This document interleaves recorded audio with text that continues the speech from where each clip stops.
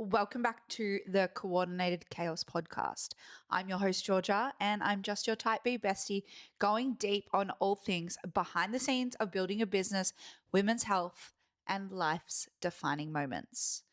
I have just made myself the most beautiful coffee here. The milk frothed to perfection. The sun is shining. It is a beautiful, sunshiny winter's day here in Melbourne. And I'm recording the podcast a couple of days earlier than I usually do because of the chain of events.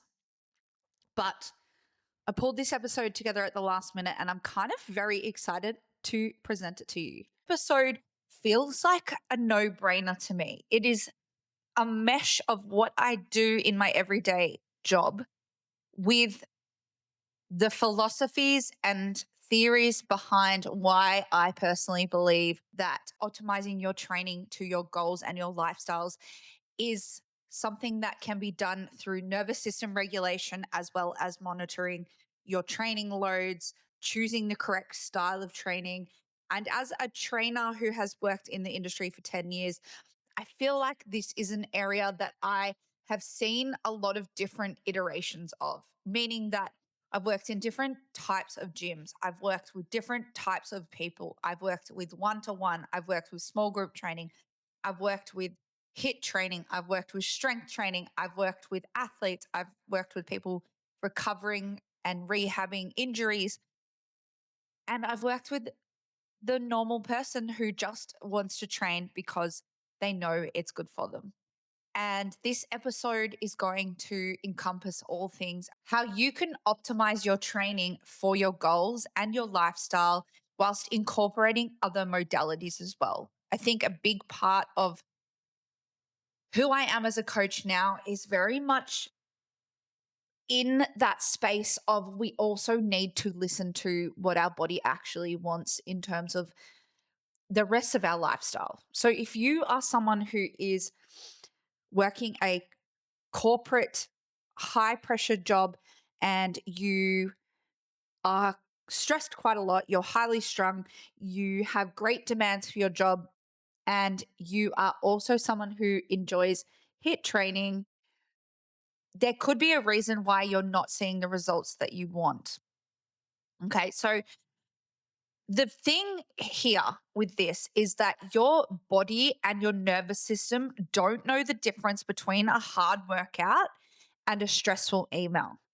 All it knows is that it's just under load.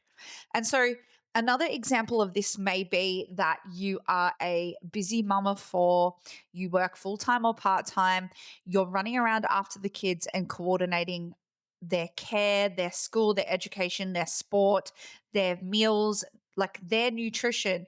And so, your personal time is also compromised because you have so much responsibility. And you might be someone who finds that really stressful and finds it really hard to figure out how to fit in your training, your health, and looking after yourself as well. So, we're going to talk around this stuff and why it is important to make the right choices in terms of your training so that it can complement your lifestyle, can get you the results that you want according to your goals, whilst also looking after your nervous system. I think this is a really key part of what I do is making sure that we're not just going harder and going home. We're also thinking about how we can train smarter and not necessarily just harder. So for me, my example of this as well is how and I've spoken about this recently in an episode. I was working full time at a group fitness gym, F45. Y'all probably all know it. That was my first job in the fitness industry out of doing my certs. And at the time, F45 was very focused on HIIT training and high intensity periods of work and periods of rest, not necessarily going for the heaviest lifts that you possibly can. And whilst I've always been someone that has been interested in lifting a barbell and lifting heavy weights, this is just the period of my life where I was in that setting and That was what I had the most access to during these classes. At the same time as this as well, I was struggling quite badly with fatigue, with sleep deprivation. And as I explained in episode 16, I believe it was, I had sleep apnea, which basically means that when you are sleeping, you have obstructive breathing. Your breathing is obstructed whilst you sleep from your like structural closing over, or like not enough airway getting into your airway passages, either through your nose or your throat. And therefore, your brain would wake up all of a sudden in the middle of the night. And so I was never getting deep sleep, good quality sleep. And I was also pushing my hardest with early morning wake ups for work, late night finishes late at night for work. And then I was also getting not enough good quality sleep. I was partying on the weekends. I was trying to build a social life as someone who is quite a social butterfly at that time. Definitely have slowed down now. That was something that was really important to me at the time. And so I was balancing a lot. I was, one might say, burning the candle at both ends. And I was tired, wired, running on cortisol. I was dysregulated. I had no way of regulating my nervous system at that time, let alone really understanding the nervous system. And I was barely ever training from a regulated state. And I was also not recovering well. I had injuries constantly. I always felt tired during my workouts. I wasn't performing at my best. I probably wasn't showing up as the best coach that I could or the best manager at that time because I was studio manager, and I was sleeping under the desk in the office. I remember having to nap multiple times during the day. But the point is that the type of training at that time was just not well suited to where I was at. It just kept exacerbating my injuries, slowing down my recovery. I wasn't seeing the results that I had hoped for in terms of my body composition either. And since being able to fix my sleep, I have noticed a much better response in terms of my body composition. I'm able to get results a lot better now because I'm actually getting the sleep that I need. And I'm also training in a different way now. So I'm not just thrashing my body with that hit training. Because, like I said, your body doesn't actually know the type of stress that you're putting it under, whether that be mental or physical stress.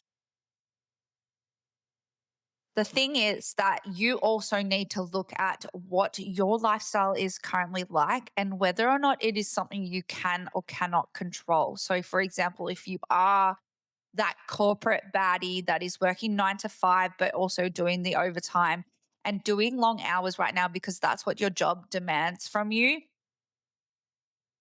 but you're also someone who is going out and doing high intensity training because you feel like it's the best thing for you, there may be a bit of a mismatch there, right? And so this isn't about, I'm just going to also reiterate, this isn't about going soft and being like someone who doesn't actually live up to their potential, but it is about getting really honest with yourself about how your body is actually responding and listening to your body's signals and cues about what type of training is the best for you.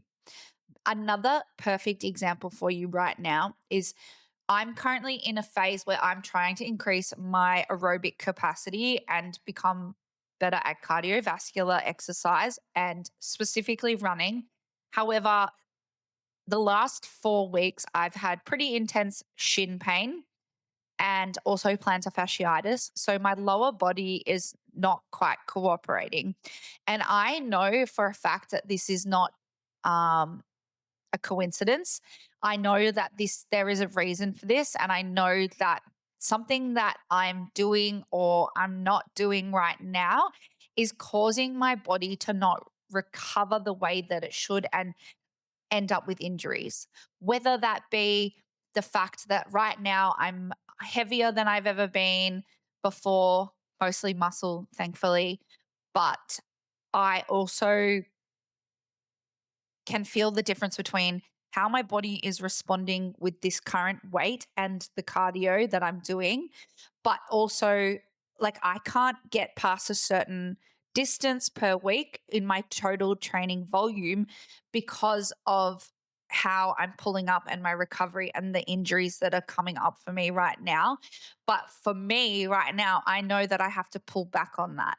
And something else has to shift in order for me to continue moving past that threshold, to give my body a bit of a rest and to find what actually does work for me in terms of my training volume and intensity at this current time so that I do not continue to injure myself further.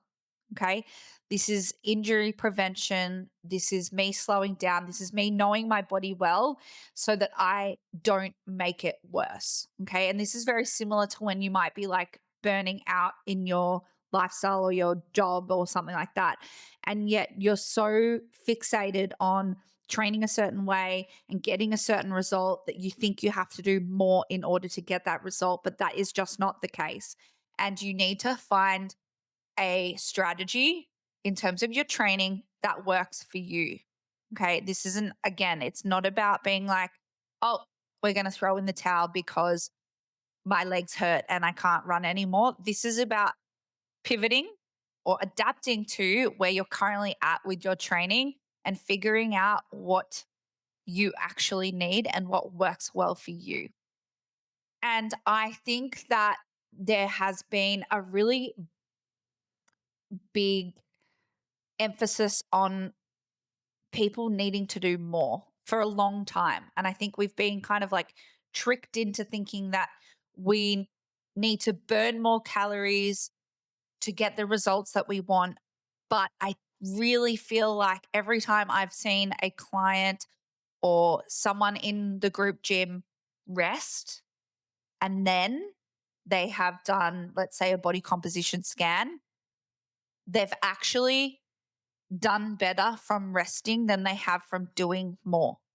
And I feel like this is maybe like controversial a little bit, but I saw it all the time at F45. Like people would be smashing themselves, double sessions, 2 sessions a day, 7 days a week, not having any rest days because of the pursuit of them wanting to achieve a certain body composition. But in actual fact, when they slowed down and they actually rested, they got better results because their body was able to recover properly. And this is why I'm pretty big on always having a rest day. And I think, you can get around training 7 days a week if you vary the intensity of the training that you're doing from day to day. Today, for example, I am not running right now until I really feel like 100% within my lower body limbs and my shins and my feet. But today I did Pilates instead. And during Pilates, I really do find it quite difficult. I'm not used to it. I feel the burn 1000%, but afterwards, I don't feel like it's been a lot on my body. I might feel a little bit sore tomorrow just because there are definitely different muscles, tendons, and stabilizers and stability muscles that are working that aren't usually working when I'm doing my heavier lifting. But I don't feel like I've really done a hectic workout today. And this is exactly the example of what I mean when we have to take into account not only our lifestyle, not only our training goals, but also the response that our nervous system has. So, when we're talking about goal focused training and training for our goals, there are so many different things that we maybe want to achieve. Maybe it's you want to be stronger and you want to be able to do certain things functionally. Maybe you don't want to struggle carrying your shopping bags up the street for a kilometer or two. Maybe you want to lose fat. Maybe you want to get one of the best physiques you've ever had. Maybe you want to get more aerobically um, fitter and have more endurance. Maybe you're training for a sport that you love and you play regularly. Maybe you're trying to prevent injuries. Maybe you're doing bodybuilding. Maybe it's powerlifting, Olympic lifting, or maybe you're just training for life. All of those goals are valid. Absolutely. However, there are definitely different ways to achieve those things. And I'm not going to dive into those things today because that's a whole nother topic and a whole nother conversation. But each of those goals is going to require a different strategy in terms of your training.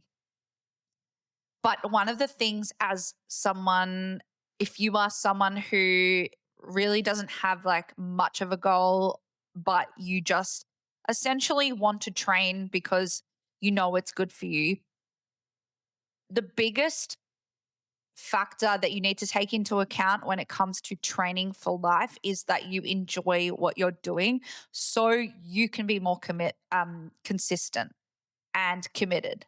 And that was the word that I was going to say. But it's about finding something that you actually really like. And then when we talk about considering the nervous system, we want to consider what type of training is not going to add onto a maxed out nervous system. Because when your nervous system is maxed out in your outside life, in your lifestyle, in your work, in your career, whatever it may be, maybe it's that you're managing a full household of children and you're making dinner, lunches, breakfast every single day for 4 people. Your nervous system will not be able to tolerate or allow your body to build strength or get fitter or lose fat if you're already maxed out in your nervous system. Okay. So, this is why it's so important to also have regulation tools or ways that you can incorporate downtime or to actually look at your training and say, this is what's going to fit my lifestyle right now. Maybe it might just be like walking 10,000 steps a day. Maybe it's Pilates. Maybe it's just breath work. Maybe it's yoga. And I think it's important to know how you can tell if you are dysregulated as well. Things like being wired but tired, you can't recover. Maybe you're dreading sessions as well. That's definitely a big one too, as opposed to being regulated, feeling fresh, feeling motivated, and ready to go, ready to push yourself. The two states of your nervous system are sympathetic, which is the go state. This is when you're motivated. You might be like fight or flight. You have high levels of cortisol. You maybe sometimes feel like a bit of an adrenaline rush. Maybe your heart rate often comes up. Your blood flow shifts to your muscles and away from digestion and repair, and is useful for when you're doing short bursts of exercise like a heavy lift, a sprint, or when you want to push your intensity at all. The problem with the sympathetic state is that when you are chronically on or under stress, you may also be struggling with poor sleep. Maybe you're really pushing yourself and overtraining. Maybe you're constantly busy. The body actually never gets to downregulate. It never gets that signal to downshift and actually come down from that heightened state. You're always in that fight or flight. And essentially, what is happening is that your body doesn't feel safe enough to come down out of that state, as opposed to the parasympathetic state, where we are in our rest and digest state. This is where recovery, repair, digestion, and hormone regulation actually happen. And that's why it's so important to be able to downregulate and come into this space. Your heart rate will often drop, your breath will slow down, your body will shift into that building and restoring phase. This is where we're actually going to see more of the muscle adaptation and you'll get stronger through that recovery period because the growth happens in recovery, not in the actual workout itself. In the workout itself, we're stimulating the muscles, we're stretching them, we're testing them. And in the recovery phases, when you actually allow the muscles and the body to repair itself and come back to that neutral state. And unfortunately, when you have under access to this state, that's when you're going to see poor recovery, plateaus in your training, inability to lose fat. You're going to have injuries and probably burnout as well. It's not as simple as we need more parasympathetic and less sympathetic either, because we truly do need both too, right? The sympathetic drive to train hard and the parasympathetic access to recover and adapt. It's kind of like yin and yang. We need one to have the other. And it's not the issue isn't that stress is bad as per se. It's that most people are stuck in that sympathetic mode all day. You've got work stress, family stress, you've got your scrolling, you've got your caffeine, adrenaline, angry drivers, hunger, like hanger, poor sleep, just a very demanding lifestyle. And again, it's very similar to what I was talking about in last week's episode. The hustle and grind culture is really adding this pressure to our lives and keeping us stuck in that sympathetic state. And then you're adding training to that as well. And it's another sympathetic hit with no parasympathetic balance. And over time, the body just reads this as more stress and not getting stronger. And that is part of the problem why, with the fact that if you are in this sympathetic state and mode all day, every day, and then you go and try and do a highly stressful or highly intense workout, that your body is going to somewhat reject the responses that it should if you were coming from a more regulated parasympathetic state. And this is where the two things of having goals and training for your goals and also making sure that you're in a more regulated parasympathetic state come hand in hand. Because if your goal, for example, is to build muscle and get stronger, you need to have a different kind of capacity in your nervous system that requires you to be regulated enough to be able to push that intensity and for your body to respond in the correct way, to be able to step into somewhat of a sympathetic mode so that you can push, but then also to have that balance of the parasympathetic so that you can also recover too. If you're someone who is chronically stressed, depleted, training shouldn't be more intensity. It should be building capacity first. Like doing things like walking, lower intensity strength training, breath work, yoga, stretching, Pilates, rather than layering on harder and harder sessions each time you train. And I think that people also go for the cardio and the high intensity, the interval training as a way to elicit fat loss because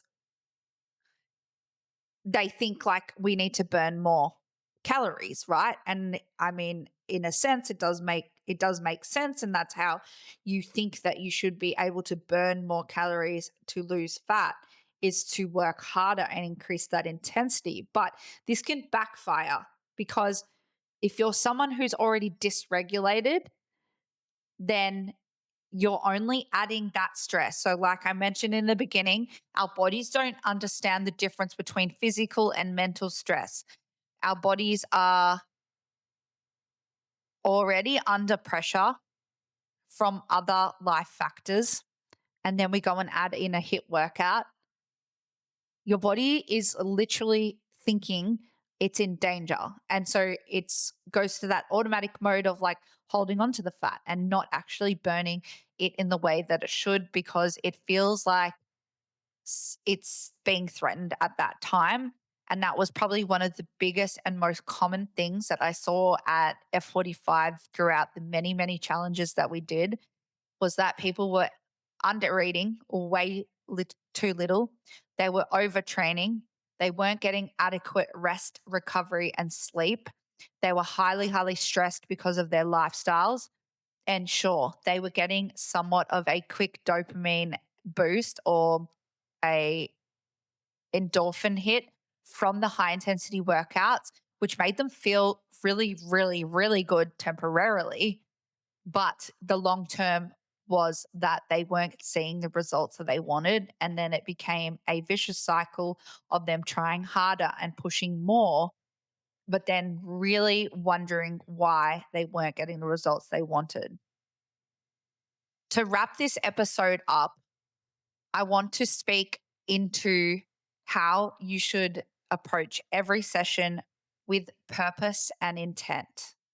I think that even in the times when you're challenging yourself or you're pushing yourself, maybe you're doing a fat loss phase, a deficit, a challenge at the gym, maybe you're training for a certain type of sporting event, a marathon, a half, triathlon, any kind of event, you still need to check in with yourself and how ask yourself, how are you actually feeling in your body physically, mentally, and really think about all the factors that come into play. How is work right now?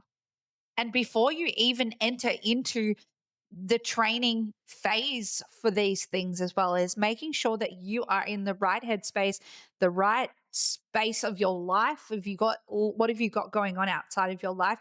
And how is that going to affect how you can show up for your training? Are you going to have enough time to fuel yourself properly, recover properly, get enough sleep, get good quality sleep, train to an intensity that's going to elicit the response that you want? How sore are you feeling? Is it just DOMS or is it accumulated fatigue over, a large training volume in the current phase that you're in? Or is it an injury? Did you get enough sleep last night? Was it good enough quality sleep? How are you feeling for your training session today?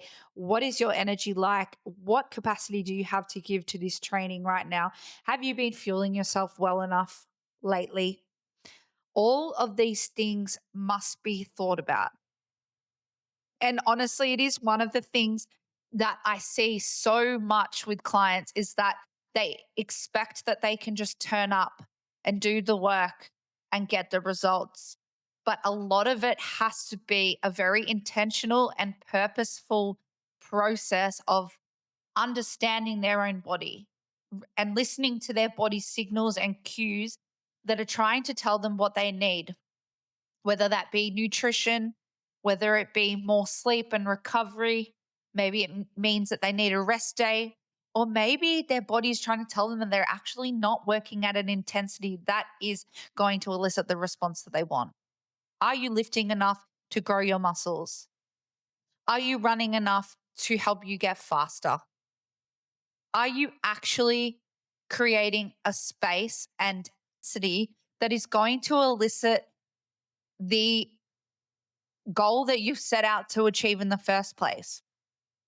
And that concludes today's episode on how to optimize your training for your goals and your lifestyle, taking into account what your nervous system is trying to tell you.